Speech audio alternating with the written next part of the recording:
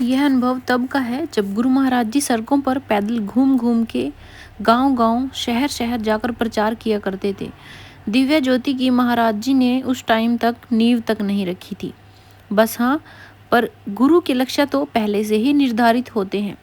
लेकिन आज जो अनुभव श्रवण करेंगे तब का है जब गुरु महाराज जी ऐसे ही सड़क पर चल दिया करते थे और जहाँ कुछ लोग बैठे मिले उनके पास बैठकर ही उन्हें सत्संग सुना दिया करते थे। तो चलिए सुनते हैं इस अनुभव को। आप तो नामी गिरामी अमीर लोगों के गुरु हैं, उन्हीं के यहाँ आते जाते हैं। वे आपका अच्छे से सत्कार करते हैं, इधर उधर जाने के लिए गाड़ी और ड्राइवर देते हैं। हम गरीबों के यहाँ आप क्यों आओगे? भला एक रिक्शे वाले ने गुरु महाराज जी से कहा। हमें और आपको यह शब्द कठोर और व्यंग्यात्मक भरे लग सकते हैं, किंतु महाराज जी को इनमें जिज्ञासा, प्रेम और गरीबी का दर्द अनुभव हुआ।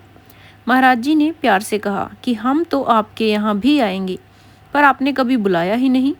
रिक्शा वाला बोला महाराज जी से कि यह बात तो मैं आपको अभी निमंत्रण देता हूँ कि आप पधारिए हमारे गरीब खाने में कभी। महाराज जी बोले अवश्य आएंगे, आप मुझे अपना पता दे दीजिए। रिक्शा वाले ने अनमने भाव से पता बताया, क्योंकि उसे पूरा विश्वास था कि महाराज जी कभी उनकी सस्ती सी झोपड़ी या उनकी बस्ती में नहीं आएंगे।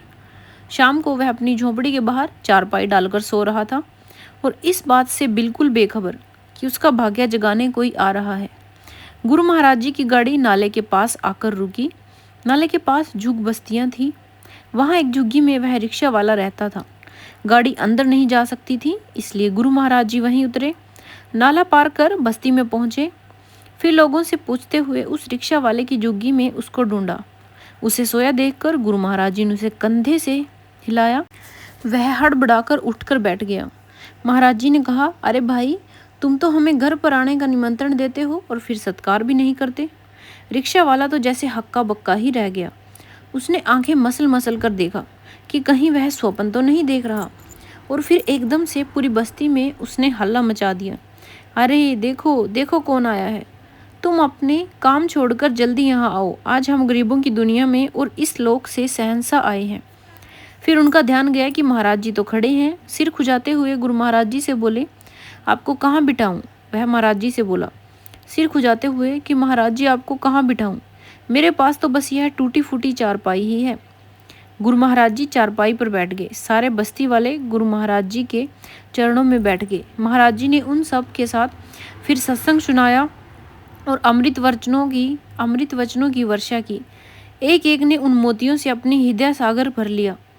रिक्शा वाले का रूखा सूखा चेहरा भी खुशी से गुलाबी हो गया। बोला, सारी जिंदगी गरीबी का मलाल रहा, पर कभी सोचा भी ना था कि इस गुदड़ी में भी लाल मिल जाता है। आपका कोटि कोटि धन्यवाद। आज तक सुना था कि ईश्वर गरीब नवाज हुआ करते हैं, और आज मैंने देख भी लिया। मैं जान भी गया कि जिस गाड़ी से गुरु महाराज जी बस्ती में गए थे, उसके ड्राइवर ने घर लौटकर अपने मालिक को सारी बात बताई। वह गुरु महाराज जी के पास आकर बोला, महाराज जी, आप यूं बस्तियों में ना जाया करें। मेरा समाज के समृद्ध लोगों के साथ उठना बैठना है। वे सब जानते हैं कि आप मेरे गुरु हैं। यदि उन्हें पता चला कि आप छोटे लोगों के यहाँ भी सत्संग करने जाते हैं तो मेरी बड़ी बदनामी होगी। लोग 10 तरह की बातें बनाएंगे। आशा करते हैं कि आप मेरे कहने का अर्थ समझ गए होंगे। गुरु महाराज जी ने उनसे कहा कि पद, धन और यश, मान सम्मान, यदि हमें यह सब बांध सकते हैं तो हम कब के बंध गए होते। सत्संग और ब्रह्म ज्ञान पाना प्रत्येक मानव का जन्मसिद्ध अधिकार है। जिसमें से पाने की सच्ची जिज्ञासा होगी, उस तक हम अवश्य पहुंच जाएंगे। फिर उसकी आर्थिक स्थिति, मानसिक स्थिति, बौद्धिक और सामाजिक स्थिति कैसी भी क्यों ना हो। पर हाँ, आज के बाद हम आपके यहाँ कभी दोबारा नहीं आएंगे। आप अपनी प्रतिष्ठा संभाल कर रख सकते हैं। तब गुरु महाराज जी ने निर्णय ले लिया कि अब वे ब्रह्म ज्ञान का प्रचार छोटे तबके से ही आरंभ करेंगे, ताकि सांसारिक संपदा के अभाव से ग्रस्त इन लोगों को ब्रह्म ज्ञानी रूपी महान संपदा के अभाव का सहन न करना पड़े। कि कैसी मानसिकता वाले लोग भी महाराज जी के पास रहते हैं, यह हमें एक दोहे से भी इसको हम अच्छे से तरह समझ सकते हैं। मुंह में राम, बगल में छुरी। कि गुरु के सामने कुछ बनकर दिखाना और समाज के सामने कुछ बनकर दिखाना, क्या है ऐसे लोगों का चरित्र कि वह अपने सिर्फ प्रतिष्ठा बनाने के लिए गुरु महाराज जी को बोले कि आप वहाँ मत जाया करें।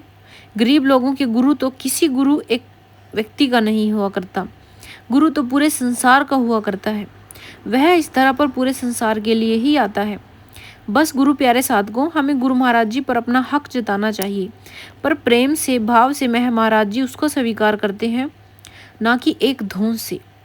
जैसे उसने गुरु महाराज जी से कहा कि एक समाज के अंदर मेरा रुतबा है, आप अगर इन गरीबों के बीच में जाओगे तो लोग कहेंगे कि आपका गुरु तो फला लोगों के बीच में बैठकर सत्संग कर रहा था। पर गुरु कहते हैं ना कि एक संत तो मान अपमान धन से ऊपर उठ चुका होता है। वे लोगों का धन वैभव क्या ही लोभ करेगा, उसको जो धन संपदा को ठोकर मार के आया हो। क्योंकि आप बखूबी जानते हैं कि गुरु महाराज जी ने इंग्लैंड के अंदर यूनिवर्सिटी में प्रोफेसर रहे हैं। गुरु महाराज जी और इतना बड़ा रुतबा, इतना बड़ा ओहदा छोड़कर गुरु महाराज जी हम और आपके बीच में आए हैं, ताकि हमें ब्रह्म ज्ञान का प्रचार मिल सके। इस ब्रह्म ज्ञान की खोज जो विलुप्त हो चुकी थी, उन्हें हमें तक पहुंचाया। गुरु महाराज जी ने तो शायद हमें भी गुरु महाराज जी की आशाओं पर खरे उतरना चाहिए। गुरु को सिखाने से पहले हमें खुद ही सीखना चाहिए। गुरु को किसी चीज़ की बताने की जरूरत ही नहीं है, क्योंकि वह इस तरह के ऊपर पूर्ण ब्रह्मा है।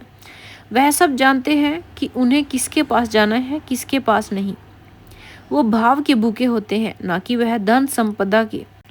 आज के इस अनुभव में इतना ही। मिलते हैं अगले अनुभव के साथ। तब तक के लिए आप सभी को हमारी तरफ से जय महाराज जी की।